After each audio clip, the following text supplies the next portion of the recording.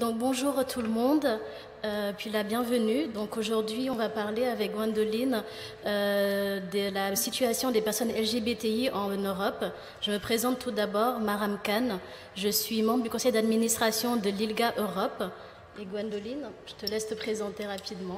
Bonjour, donc je suis Gwendoline Delbos-Corfield, je suis députée européenne ELV dans le groupe Vert ALE au Parlement européen. Je suis dans les commissions LIBE, c'est-à-dire Liberté, Démocratie, Justice, et la commission Gender, Égalité de genre, et je suis aussi membre de l'intergroupe inter-LGBT au Parlement européen, sur lequel je reviendrai plus tard pour expliquer quel est son rôle exactement. Donc voilà, si vous n'êtes pas très familière et familier avec l'ILGA Europe, je vais vous présenter rapidement ce que c'est et ce qu'on fait. Gwendoline, tu pourras me couper, rajouter des choses si tu souhaites. Donc l'ILGA Europe est membre de l'ILGA World. Donc pour vous présenter brièvement, l'ILGA World est une association qui intervient dans plusieurs pays à travers le monde. Il y a 1600 associations membres, ce qui fait la particularité, c'est que c'est une association où il n'y a que des personnalités de la société civile, donc que des personnes morales. Donc l'ILGA World intervient aussi bien en Amérique du Nord, en Amérique du Sud, dans les Caraïbes, en Afrique et également en Europe et en Asie centrale. Donc l'ILGA World est représenté au niveau de l'Europe et de l'Asie centrale par l'ILGA Europe, donc que je représente aujourd'hui. L'ILGA Europe, pour vous présenter brièvement, existe depuis 25 ans maintenant, compte à peu près 600 associations membres et intervient dans 54 pays en Europe et en Asie centrale. On a une vision qui est plutôt, on va dire peut-être jugée assez utopiste. C'est vraiment veiller à ce qu'il y ait le respect et l'avancée des droits des personnes LGBTI à travers l'Europe et l'Asie centrale. Et la particularité, c'est que on travaille tout autant avec des partenaires publics, des partenaires privés, des gouvernements, des institutions au niveau régional, au niveau local, et également avec les associations locales, qu'elles soient membres ou pas de l'ILGA Europe. On travaille beaucoup avec justement la Commission européenne, avec le Conseil de l'Europe. On a été ravis de voir en fait la nomination également de Ursula von der Leyen et de Helena Dalli, donc et aussi de voir les avancées qu'il y avait au sein de l'intergroupe LGBTI. Donc Gwendoline parlera tout à l'heure et des avancées et du positionnement de cet intergroupe. Donc pour ce qui est des missions, c'est très divers et varié. En soi, on travaille plutôt sur du plaidoyer. On est en lien plutôt avec les gouvernements locaux, avec, comme je l'avais dit, la Commission et le Conseil de l'Europe, pour veiller à ce qu'il y ait un respect des droits et des droits des personnes LGBTI et ce qui est quand même des avancées par rapport à certaines régions et à certains pays. Donc on travaille sur différents domaines, mais après on a eu un focus cette année, il est vrai, sur les thérapies de conversion, sur la possibilité pour les personnes trans d'avoir un accès à la reconnaissance de leur genre, et également par rapport à la mutilation des enfants et des adolescentes et adolescents intersexes. Donc, ce qui fait que cette année a été assez, on va pas dire intéressante, mais en tout cas assez trouble, notamment vis-à-vis du Covid-19, qui a fait qu'on a dû s'adapter à cette situation-là. Donc déjà, on a mené une enquête auprès de nos associations membres et plus largement des associations LGBTI en Europe et en Asie centrale pour voir comment ces associations avaient géré cette crise. Et ce qu'il en ressort principalement, c'est des difficultés d'accès aux soins dans certains pays, principalement en Asie centrale, pour ce qui est des personnes atteintes du VIH, mais également pour d'autres troubles et qui nécessitent d'autres soins. Il y a eu également une pause quant aux permanences psychologiques dans certains pays, dont la France et l'Allemagne, ce qui a aussi posé des problèmes dans les associations et au sein de la communauté LGBT. Il y a également eu une remontée des violences intrafamiliales pour principalement les jeunes LGBTI et également les lesbiennes dans certaines régions, dont l'Albanie et la Croatie. Il y a également eu des problématiques quant à l'accueil des réfugiés LGBT. Je cite l'exemple de la France où effectivement au début du Covid, certains guichets des préfectures et de l'Office de l'immigration et de l'intégration étaient fermés, ce qui est contraire aux lois internationales quant à l'asile. Donc voilà, je vous cite juste quelques exemples. Je ne sais pas si Gwendoline, tu veux intervenir à ce stade pour ce qui est en tout cas de la gestion du Covid et comment vous l'avez vécu à l'intergroupe et au sein du Parlement européen. Oui, alors je vais peut-être d'abord commencer par un petit point plus général sur l'Europe. L'Europe, c'est plutôt un territoire protecteur des droits LGBTI de manière générale dans le monde, et c'est même souvent une institution ou un monde qui aime bien donner des leçons sur la question. Donc dès qu'on écrit des résolutions sur le reste du monde, on explique très bien à tous les autres pays du monde comment il devrait mieux traiter les droits des LGBTI. C'est quelque chose qu'on fait beaucoup, mais de manière générale, c'est vrai que depuis des années, alors, au sein du Parlement européen, notamment, on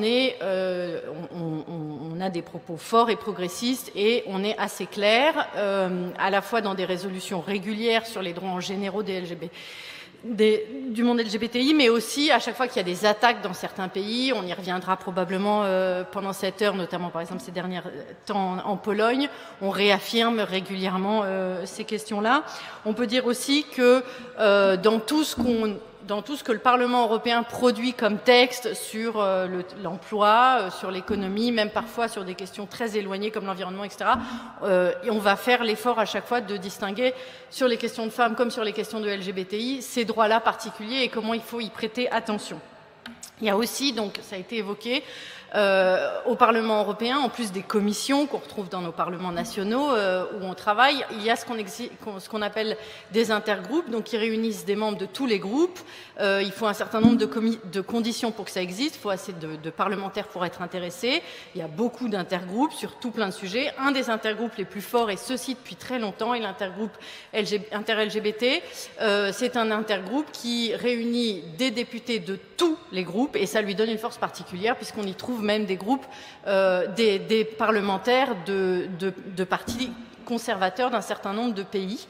Et c'est un lieu de lobbying, si on peut dire, extrêmement fort qui, là encore, est un lieu où on vérifie tout ce qui s'écrit au niveau du Parlement, mais aussi tout ce qui se passe dans les États membres et qui alerte les parlementaires régulièrement sur tout ce qui se passe et qui permet à ces questions-là d'exister fortement. Dans sa pratique interne, le Parlement européen est aussi assez intéressant. Par exemple, si on veut inscrire ses enfants à la crèche, etc., dans le petit formulaire qu'on doit remplir, le Parlement européen dit bien que votre partenaire, sans préciser, pareil, on peut inscrire l'enfant female, male ou unknown, ce que je pense existe dans aucune crèche du monde à part la crèche du Parlement européen. Donc il y a ce type de choses où effectivement on voit bien qu'aussi dans sa pratique interne, le Parlement européen arrive à être assez fort et sérieux sur ces questions. En revanche, évidemment, le Parlement, c'est que le lieu où s'élaborent des propositions.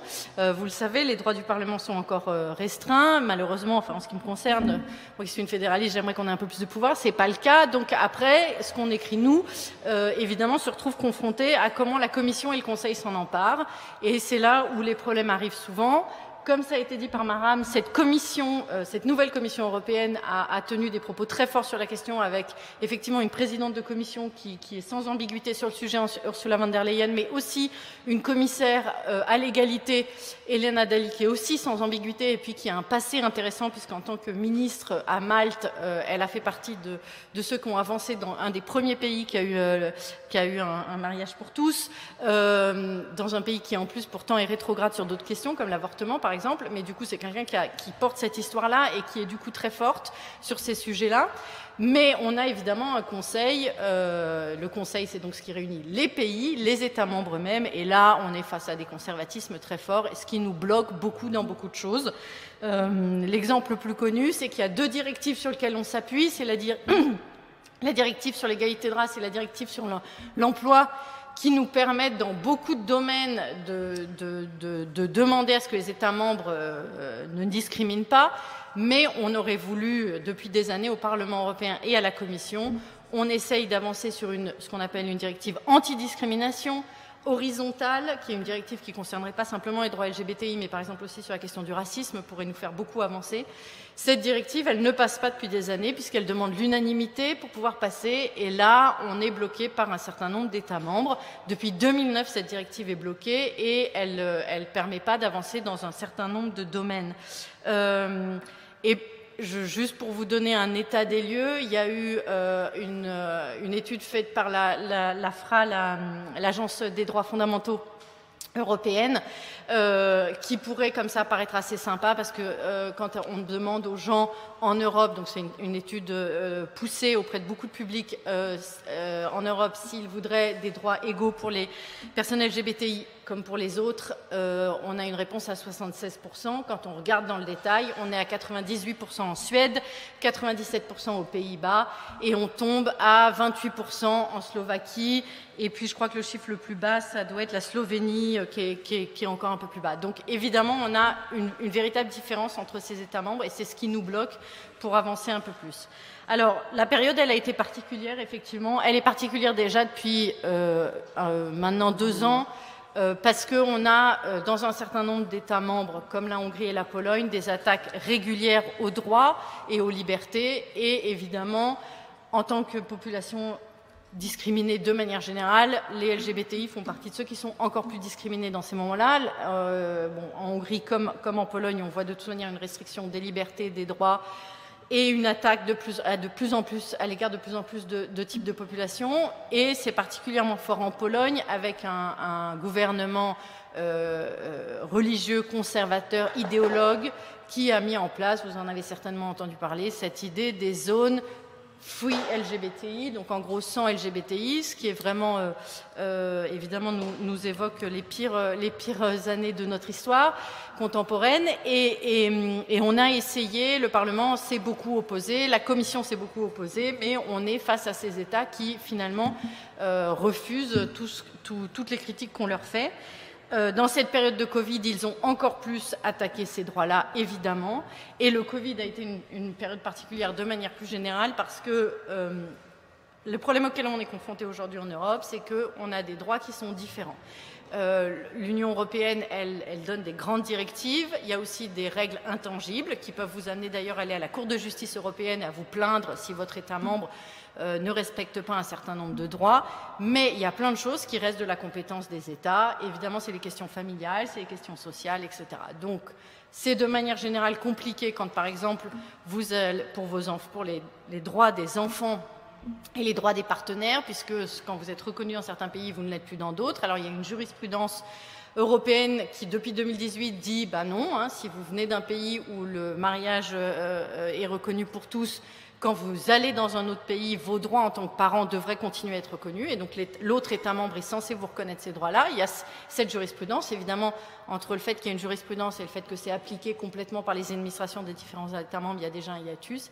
Et en période de Covid, ça a été terrible, puisque le Covid, avec la fermeture de frontières, ça a déjà été compliqué juste pour des couples séparés hétérosexuels. Mais alors, les couples séparés, mais simplement quelqu'un qui était parti de chez lui pour la période de Covid et qui n'a pas pu revenir, et qui disait mais j'ai besoin de revenir parce que je dois voir mes enfants, etc. Ça a été une période très compliquée pour tous ces gens-là. Ça a été effectivement une période très compliquée pour les migrants. Pareil, la question du droit d'asile pour les LGBTI est une question qui n'est pas si claire que ça, où le droit n'est pas si affirmé que ça, et en période de Covid, ça a été encore moins reconnu. Donc de manière générale, ça a été une période qui a été encore plus difficile que d'habitude. Tout à fait. Je reviens juste sur les études du FRA dont tu parlais. Effectivement, cette étude est tombée juste après le lancement de la Rainbow Map. J'en parlerai tout à l'heure. Donc, c'est la carte en fait LGBT que l'ILGA Europe sort tous les ans. Donc, qui est une visibilité très large sur ce qui se passe en Europe et en Asie centrale pour les personnes LGBT. Et l'étude FRA, c'est en fait la première année que cette étude parlait des personnes intersexes.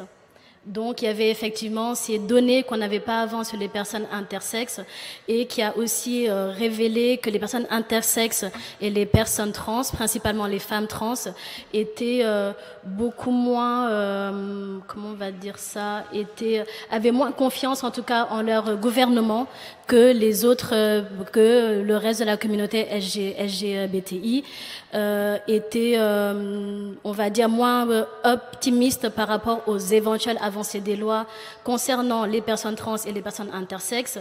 Et ce qui est remonté également de l'étude FRA, c'est que les lesbiennes, plutôt les femmes LBT remontaient plus d'informations quand tu as des agressions dont elles ont été victimes, non seulement en raison de leur orientation sexuelle, mais aussi de leur identité de genre. Donc, agression, que ce soit physique ou agression sexuelle aussi. Donc, ça a été assez intéressant d'avoir ces données-là. Donc, c'était une première. Concernant le Covid également, effectivement, à l'ILGA, on a dû s'adapter à cette situation-là et comment est-ce qu'on a réagi. Donc on a monté un programme qu'on a appelé Protect, Assist and Rally, donc protéger, assister et aménager ou en tout cas s'adapter à la situation. Donc ça a plutôt mené à des enquêtes, mais aussi à une assistance des associations membres de l'ILGA Europe et les associations non membres aussi, essayer de leur apporter notre support autant en matière de communication, en matière de logistique, les aider à se renouveler en matière de levée de fonds, par exemple, par rapport aux partenaires publics, partenaires privés, parce que ce que le Covid a aussi empêché, c'est que plusieurs Pride, plusieurs marches des fiertés n'ont pas pu avoir lieu cette année. Donc, on peut se dire, OK, pour des raisons sanitaires, ça n'a pas eu lieu. Donc, les financements qui n'ont pas eu lieu seront reportés à l'année prochaine. Mais il ne faut pas oublier que l'univers des marches des fiertés permettait aussi aux associations de lever d'autres fonds, d'avoir accès à d'autres partenaires publics, d'autres partenaires privés. Et ce n'est pas le cas cette année. Donc, c'est aussi pouvoir voir comment est-ce que on résout ce entre guillemets trou financier qui résulte du Covid. Et on a aussi monté un fonds qui s'appelle en fait No One Left Behind, donc un pour toutes, tous, et qui en fait permet aux associations d'avoir accès à des bourses entre 7 500 et 15 000 euros. Donc pour leur permettre justement de survivre à cette période-là. Je parlais effectivement de la Rainbow Map et Gwendolyn disait que effectivement en Europe on n'avait pas les mêmes droits partout, on n'avait pas la même application des règles partout et la Rainbow Map nous permet en fait de voir ça. Donc la Rainbow Map c'est vraiment une illustration de ce qui se passe sur l'année 2019 en Europe et en Asie centrale. Et c'est la première année que l'ILGA Europe a les données par rapport aux pays qui sont en Asie centrale, dont l'Ouzbékistan. Et ce que ça a permis de révéler, il faut tout d'abord savoir que la Rainbow Map, c'est pas non plus pour distribuer des mauvaises notes aux États membres. C'est pas pour dire que l'un a fait bien, l'autre a fait mal.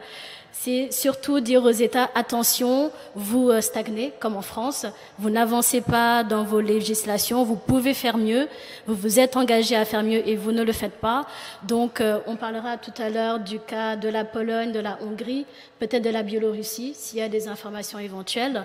Mais en tout cas, ce que ça a remonté, c'est que il y a des avancées qui sont faites. Par exemple, en Irlande, il y a eu justement la validation du mariage pour tous, ce qui est une vraie avancée. À Malte, la situation est plutôt favorable aux personnes LGBT, même si en soi, il est quand même dit qu'il n'y a pas la loi interdit les mutilations pour les enfants et les adolescentes et adolescents intersexes, mais dans les faits, ça continue à être le cas quand même. Donc il y a aussi ce bémol-là. En Allemagne, par exemple, il y avait eu une avancée sur un troisième genre, mais qui a plutôt soulevé plusieurs critiques. Je ne sais pas si tu veux rebondir. Non, je le connais pas forcément. D'accord.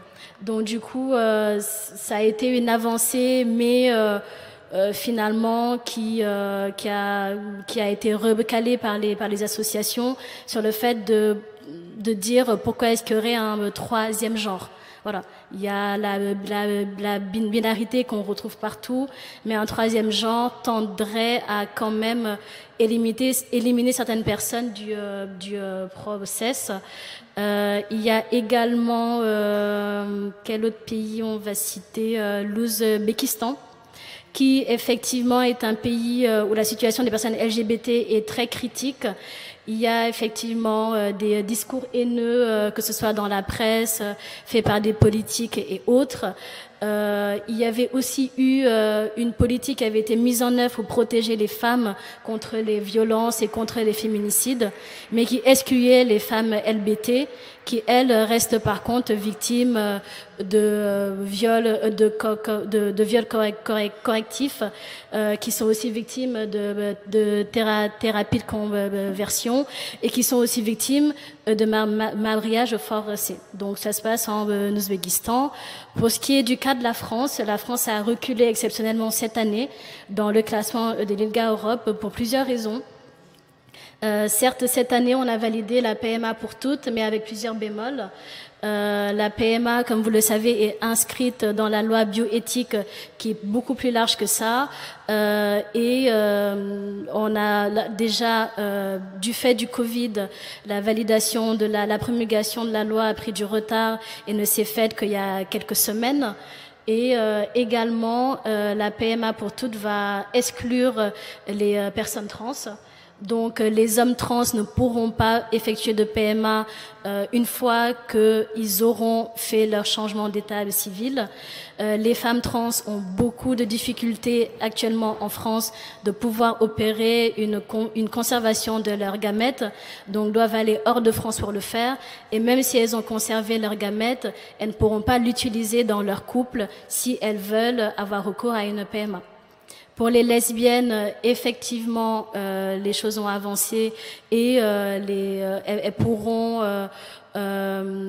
avoir une reconnaissance de leur couple, de leur projet de parentalité auprès d'un notaire. Mais le bémol, c'est aussi cette inscription sur l'état civil du futur enfant. L'autre bémol de la loi bioéthique, c'est le refus du gouvernement de valider l'interdiction des mutilations des enfants et des adolescentes et adolescents intersexes, ce qui n'est toujours pas le cas alors que la France a été retoquée plusieurs fois à ce même sujet. L'autre avancée qui aurait pu avoir lieu effectivement pour les personnes LGBTI, c'est la loi Avia, qui avait été promulguée mais qui a été retoquée par le Conseil constitutionnel. La loi Avia, pour revenir dessus, c'est une loi qui vise à interdire les discours haineux sur le net, donc en incluant les discours LGBT-phobes. Mais effectivement, elle a été vue comme une loi qui pouvait être liberticide, parce que le principe était de demander donc aux GAFA, tout ce qui est Facebook, Twitter, YouTube, Yahoo, Google, de supprimer tous les comptes et tous les posts sous 24 heures qui pourraient être vus comme des discours haineux, sous peine d'une amende qui représente, il me semble, 7 à 10% de leur chiffre d'affaires.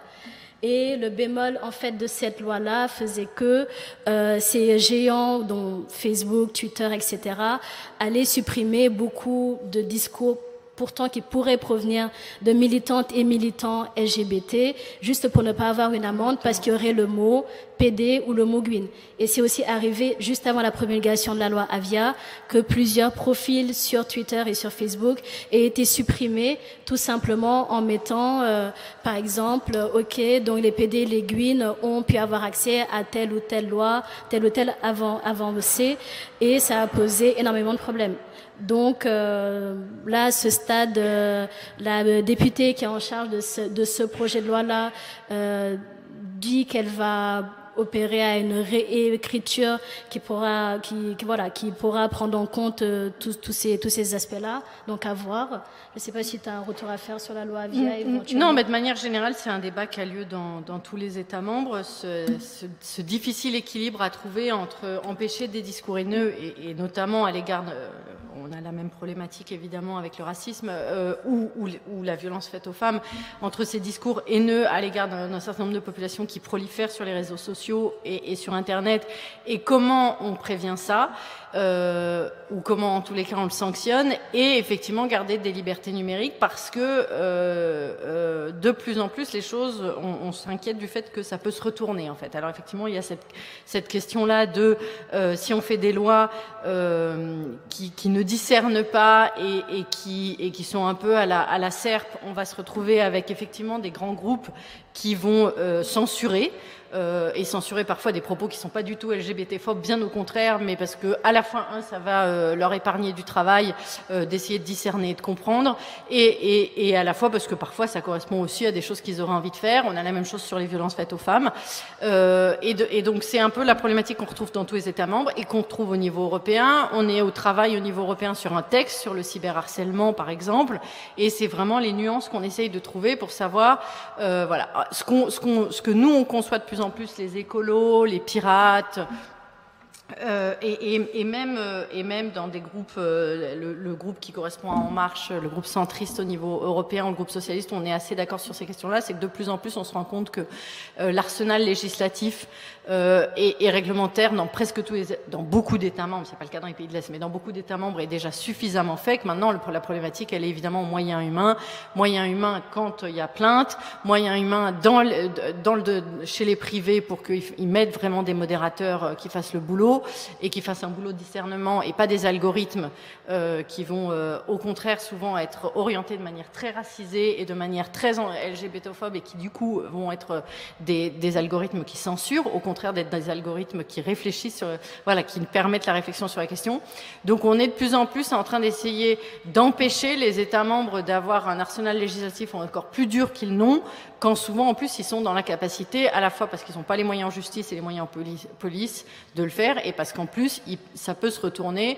On a la même problématique par exemple avec la fameuse histoire des fake news, des rumeurs, etc., où de plus en plus les gouvernements sont en train d'utiliser ça pour en fait faire de la censure. On l'a vu au moment du Covid en France, où la première chose que l'État français avait pensé faire, c'était avoir une liste des journaux qu'il faudrait lire et ceux qu'il ne faudrait pas lire, et on peut craindre que l'État évidemment va choisir des journaux qui lui sont plutôt favorables.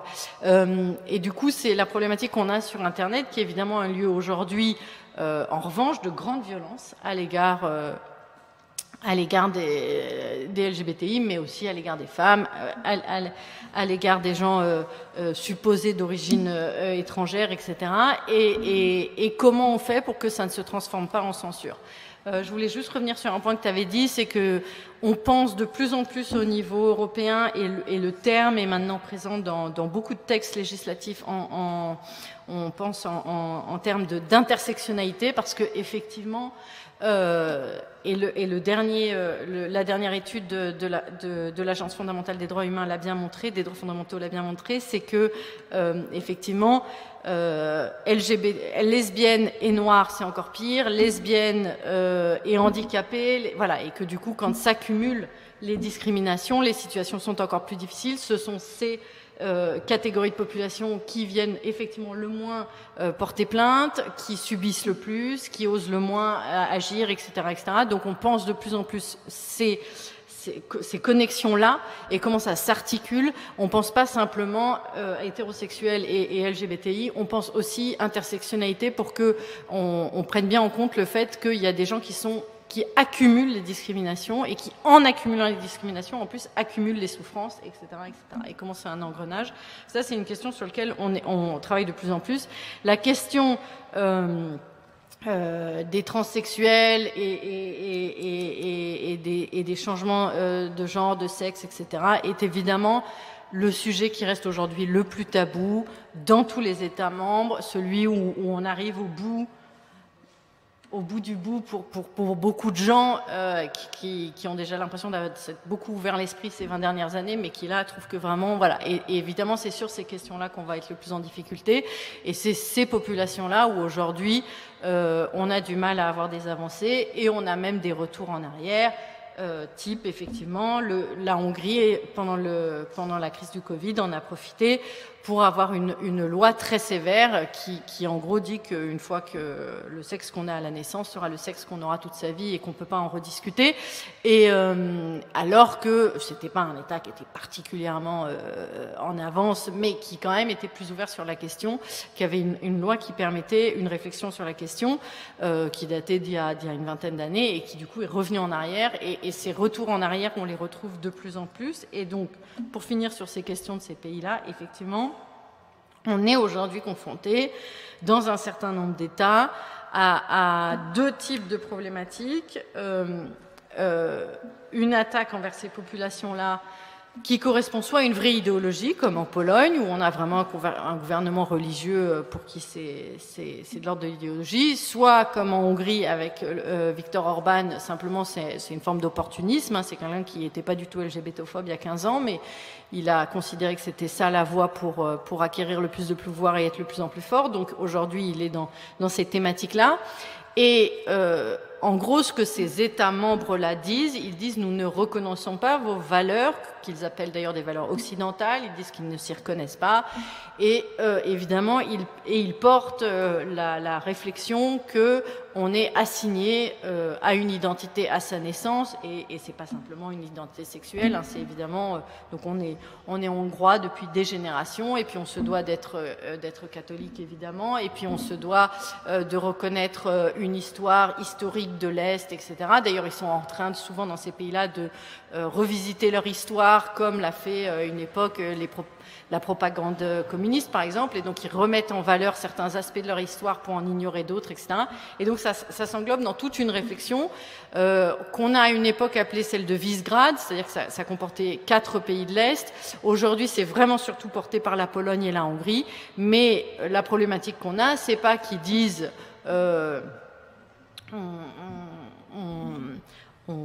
mais si on fait comme vous dites. Pendant longtemps ils ont dit mais si tout va bien.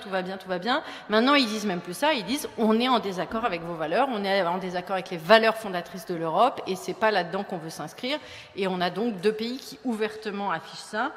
On a une autre problématique dans l'Est que les associations LGBTI de ces pays-là nomment le pinkwashing, en allusion au greenwashing. C'est la mise en valeur de politiques ou de stars du sport ou de stars de la musique, des femmes lesbiennes, des hommes homosexuels, en même temps que des lois liberticides pour toutes ces populations existent là. Un exemple étant la Serbie, qui a une première ministre femme lesbienne. Ils en ont fait des kilomètres d'articles et de journaux, alors que ça reste un État. Alors c'est pour l'instant pas un État de l'Union européenne, c'est un État qui demande l'accession à l'Union européenne, mais alors que c'est un État qui n'a pas du tout des lois qui permettent des droits égaux pour les LGBTI. Surtout qu'elle a juste fait une marche, il me semble, et qu'elle ne s'est pas vraiment positionnée sur la PMA ou sur les familles homoparentales. Donc, effectivement.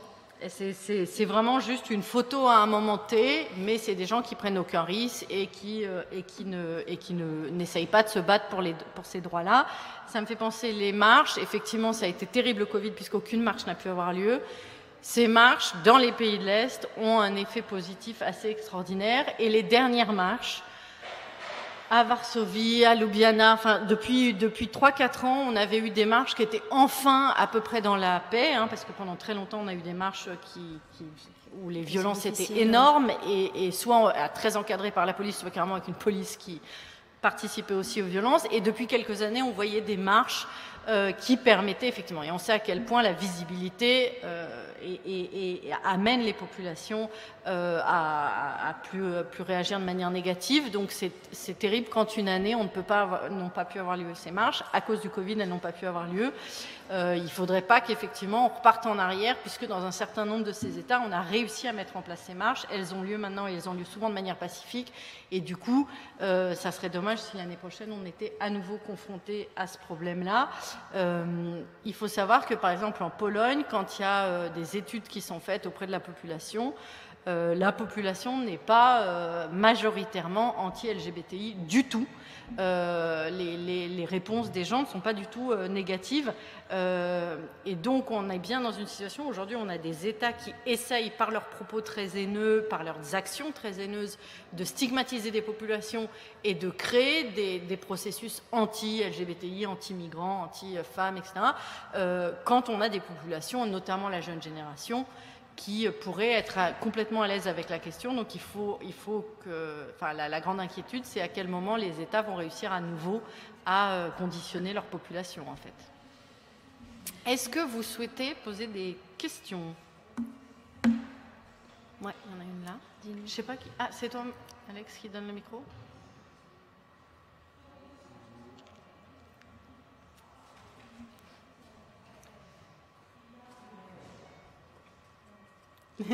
Ah oui. Ah, c'est OK. Mais vous pouvez enlever le masque peut-être par contre, sinon on vous entendra pas bien. Ouais, super. Je suis président d'une association qui s'appelle Solidarité Internationale LGBTQI. Et donc, j'ai deux questions à vous poser. La première vous avez parlé de la situation en Pologne. Mon interrogation, c'est qu'est-ce que l'Europe, la Commission ou le Parlement peuvent faire pour soutenir le mouvement LGBT et pour condamner les actions de ces gouvernements. On a l'impression que l'Europe est bonne pour financer les aides sociales à la population polonaise, qui aident à faire élire ces partis de droite, mais que l'Europe est rejetée sur ses valeurs, justement. Alors, est-ce que les deux sont compatibles? Jusqu'où? Quelle est votre réflexion? Et ma deuxième question, c'est sur l'action internationale de l'Europe. Hein, l'Union européenne est le premier donateur d'aide au monde. Et quelle est l'action diplomatique de l'Europe pour soutenir le mouvement LGBT naissant dans des dizaines de pays où l'homophobie est très violente? Une autre? Non? Je réponds qu'à ça. Non, il n'y en a pas d'autres? Ok. Alors, l'Union européenne, elle est de manière générale et au-delà des questions de LGBTI, au-delà de la question de la Pologne, la Hongrie, dans un moment, à mon sens, compliqué et qui peut basculer mal, et je suis une convaincue de l'Europe, et voilà, et j'avais qu'un mandat qui me faisait envie, c'était le mandat européen, et pourtant, au bout d'un an de ce mandat, je suis un peu en doute, je dois avouer, et le Covid ne va pas nous aider. De manière générale, aujourd'hui, on n'arrive pas à avancer avec ces États-là, parce qu'effectivement, comme vous le dites, nous n'avons pas de sanctions financières mises en place. Que ce soit la Hongrie ou la Pologne, ce sont des États bénéficiaires, c'est-à-dire qu'ils contribuent assez peu au budget européen en comparaison de ce qu'ils reçoivent. Il est à peu près sûr que cet argent est capté par des oligarques. En Hongrie, c'est très très clair avec Viktor Orban, c'est aussi assez clair dans d'autres pays. Ça l'a été beaucoup en Roumanie, c'est encore... ça l'est en République tchèque, etc. En Pologne, c'est moins clair que ça, mais n'empêche... Et donc, en plus, on n'est même pas sûr que l'argent va à la population. Et en même temps, ces pays-là, effectivement, sont de plus en plus ouvertement en train de dire « nous ne nous reconnaissons pas dans vos valeurs, de toute manière, nous n'appliquerons pas vos règles, de toute manière, vos règles de droit et vos libertés ne sont pas les nôtres ». Et on a une réaction qui reste faible.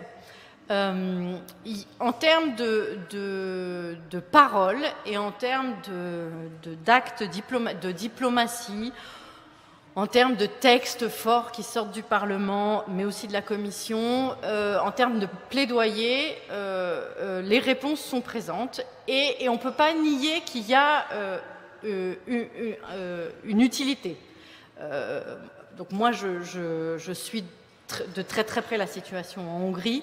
Je travaille avec les associations hongroises de manière hebdomadaire, grosso modo. Et elles me disent à quel point notre soutien, mon soutien, le travail qu'on fait quotidiennement, non seulement les aide, mais les protège, etc. etc. Donc, on ne peut pas nier qu'il y a une utilité, mais c'est absolument pas suffisant. Et quand ça fait des années, alors là, Hongrie, ça fait une décennie, la Pologne, ça fait un peu moins, et qu'on ne voit pas d'avancée, il y a un moment où, après le Brexit, etc., on va commencer à s'interroger sur comment l'Union européenne peut s'en sortir dans ces conditions-là. Et moi, je me questionne beaucoup. On est en train de rediscuter, on a passé tout le mois tout l'été, et ça va se prolonger à l'automne, rediscuter ce qu'on appelle... j'ai le mot en anglais MFF, le plan pluriannuel financier, donc pour 5 ans de l'Union européenne.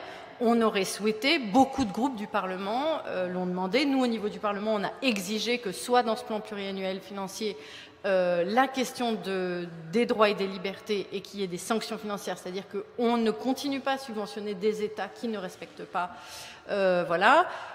Et évidemment, après, on est bloqué avec cette fameuse unanimité. Et il s'est joué quelque chose d'assez terrible parce que les États qui sont le plus sérieux sur ces questions-là, qui bossent, qui connaissent les dossiers par cœur et qui, en plus, osent des choses. Je pense à la Suède, je pense à la Finlande, je pense aux Pays-Bas. C'est 3 États qui osent dire à la Hongrie et à la Pologne. Par exemple, les diplomates de ces 3 États disent à la Pologne et à la Hongrie, on continuera plus à travailler sur ces questions-là avec vous. Arrête des subventions, arrête des partenariats, arrête des jumelages. Parce que pour l'instant, l'Allemagne et la France ne font pas. Ces 3 États-là qui sont les plus sérieux sur ces questions-là, qui sont mes compagnons de route. C'est vraiment avec ces ambassades-là que je travaille tout le temps. Parce que c'est aussi les 3 États qui voulaient mettre le moins d'argent dans la contribution cette fois-ci, qui sont ce qu'on appelle les États frugaux, c'est-à-dire qu'on dit non, mais nous, on ne veut pas mettre trop d'argent dans le budget commun, etc.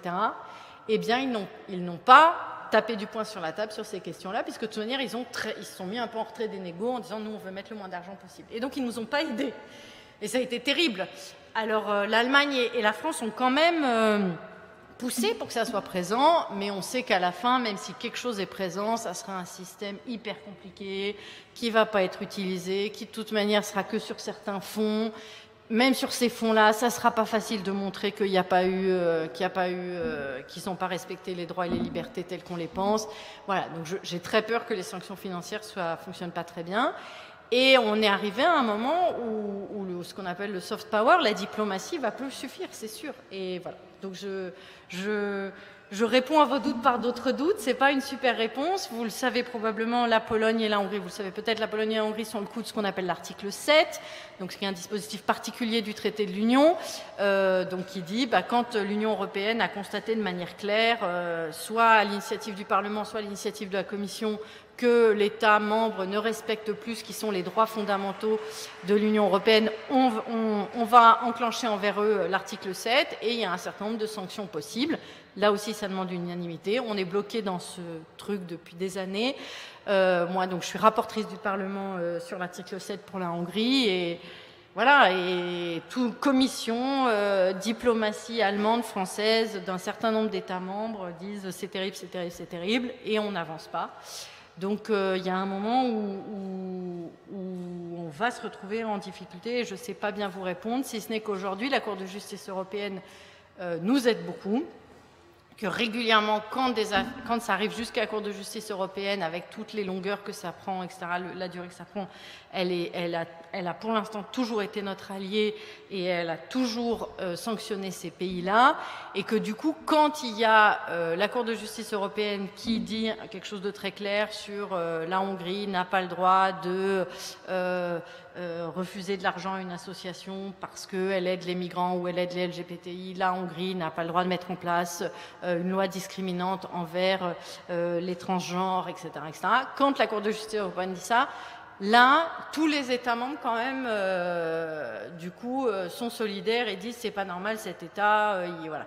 Donc, elle nous aide, mais on est aux limites, on arrive aux limites du système. Sur les fonds à l'international, sur l'international, c'est par les fonds où effectivement, vous vous rappelez la fameuse, quand Trump avait dit on n'aidera plus les États sauf s'ils mettent en place des lois contre l'avortement, c'est le contraire au niveau européen. C'est-à-dire que de plus en plus dans tous nos textes qui régentent comment les fonds de l'Union européenne sont utilisés pour l'international, c'est en disant on aide les États, s'ils respectent les droits des femmes, s'ils respectent les droits des LGBTI, s'ils respectent les droits de ceci, les égalités, etc. etc. Donc c'est l'argent qui est monnaie d'échange, avec un peu évidemment de diplomatie aussi.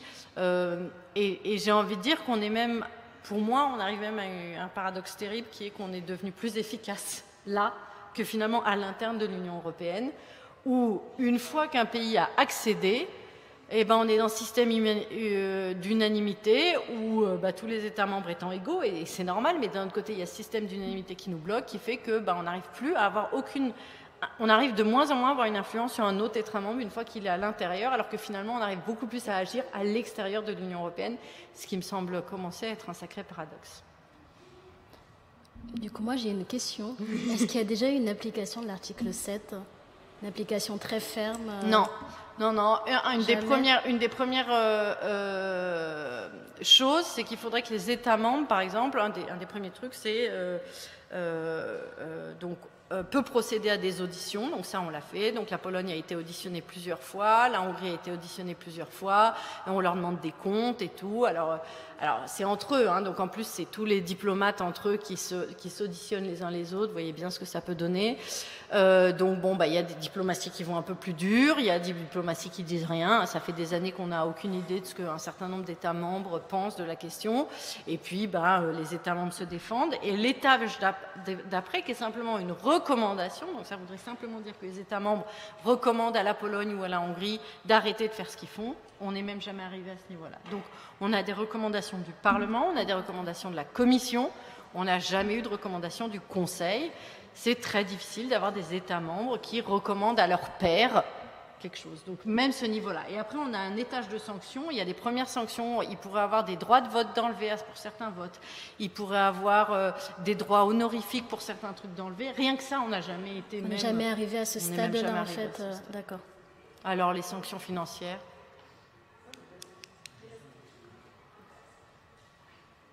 Ouais, il reste 4 minutes, donc s'il y a encore des questions. Oui, c'était ma question. Quelles sont les sanctions financières? Je pense notamment à la Pologne et aux zones hors LGBT. Donc, ce qui est pensé depuis un certain nombre d'années, alors il faut savoir, j'essaye des fois de garder du positif. Pendant très longtemps, d'abord, ce que je dis souvent, c'est que pendant très longtemps, on a pensé des sanctions contre les autres, dans l'Union européenne, que pour des raisons de est-ce qu'on avait le bon niveau de dette et est-ce qu'on était bien au niveau ajustement monétaire, etc. etc. Hein, vous rappelez la Grèce, etc. Alors ça, on savait très bien faire. Et pendant des années, on n'a pensé que comme ça. Ça fait que quelques années qu'au moins, on est en train de se dire, mais attendez, c'est pas qu'une Union européenne économique et monétaire, il y avait des valeurs dans cette histoire, il y avait des droits, etc. Alors peut-être que ça devrait devenir une priorité aussi. Ah tiens, il pourrait y avoir des sanctions financières pour ça. Et on peut se dire c'est quand même un progrès parce que, encore une fois, ça n'avait pas été pensé pendant des années, ça fait quelques années, comment on est arrivé à ce niveau-là. Et ce qui se pense depuis un certain nombre d'années, c'est un mécanisme qui dirait que là où on peut agir, c'est les fonds de cohésion. Les fonds de cohésion, c'est donc des fonds qui vont directement dans les territoires. Là, vous connaissez en général les fonds pour l'agriculture, le FEDER, etc. Donc, c'est des fonds pour les territoires. C'est là où ces pays sont particulièrement bénéficiaires, moins qu'à une certaine époque. Je pense que vous avez tous en tête le fait que la Grèce, par exemple, a eu beaucoup de ces fonds, le Portugal, etc., il y a 15 ans en arrière. Mais il reste beaucoup d'argent qui part dans ces fonds de cohésion, ce qu'on appelle les fonds de cohésion, donc qui vont directement dans le territoire. Donc ça serait des sanctions financières qui s'appliqueraient là-dessus et qui diraient, quand la Commission européenne, donc vous voyez l'équivalent du gouvernement, hein, en gros, la Commission européenne dit ce pays ne respecte pas les droits et les libertés, eh bien, on ponctionnerait une partie de leur fonds de cohésion, voire on leur enlèverait l'intégralité. Après se discute le fait de est-ce que la Commission les gère en direct et les donne directement aux associations et aux communes sans passer par l'État, ce qui permettrait de punir, sanctionner l'État, mais pas sanctionner les assos sur le terrain, etc., qui continueraient à bénéficier de l'argent. Voilà, c'est ça qui est en cours de réflexion. Il faudrait que ce soit inscrit dans le plan pluriannuel financier qui va être là déterminé à l'automne. Si quelque chose existe, ça sera minime. Il y aura une phrase qui dira qu'il pourrait être envisagé des sanctions financières. Je pense qu'on va atterrir sur quelque chose comme ça. Ils ne vont pas oser ne rien mettre du tout. Mais comme ils ont besoin de la Pologne et de la Hongrie, bon, parce qu'on est face à une situation où on a plein de paramètres prendre en compte. On veut que les États du Nord donnent de l'argent aux États du Sud. On veut que les États qui ont de l'argent, qui vont bien, aident ceux qui ont été atteints par le Covid, comme l'Italie. On veut que dedans, on veut de plus en plus des règles environnementales extrêmement fortes. Et là-dessus, on a à peu près, voilà. On veut, il reste plus que 2 minutes. Moi, je vois 21. Ah oui, c'est 23. On veut, etc., etc.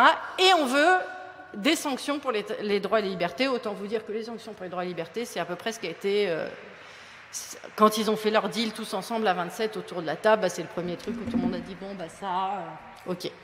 Donc la phrase, elle va être minime. Je pense qu'on va atterrir là-dessus. Ce qu'il faut se battre, c'est que pour le prochain plan pluriannuel financier, dans 5 ans... on est quelque chose d'encore plus fort et à chaque fois qu'on avance comme ça. Et en attendant, ce qu'il faut espérer, c'est qu'en soutenant dans ces États les assos, etc., et les opposants, on arrive à changer les choses.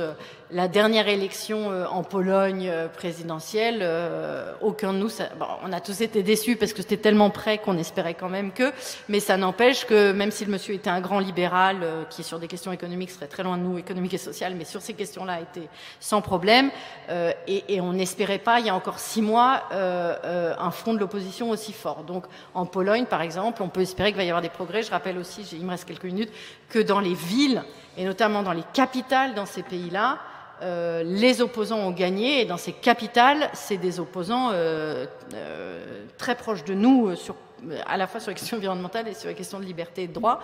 Donc il faut aider aussi ces opposants. Il est 23. Tu veux dire un dernier mot, Mariam, peut-être? Du coup, effectivement, moyen de nos ambitions.